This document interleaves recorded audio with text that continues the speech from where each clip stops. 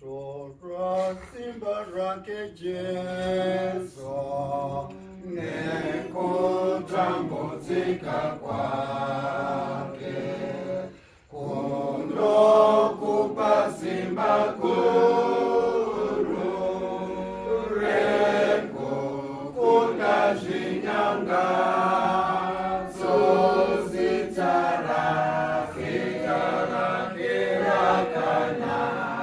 rakanaka, rinotipa kupenya, zita rake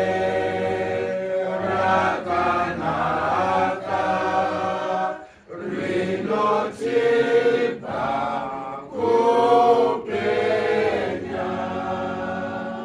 Tenzi ndiye mambo wedu, tinopiwa simba ndiye, tinokanda zvinyangadzo, nero zita rake Jesu, zita rake rakanaka, rinotipa kupenya, zita rake rakanaka, rinotipa kupenya.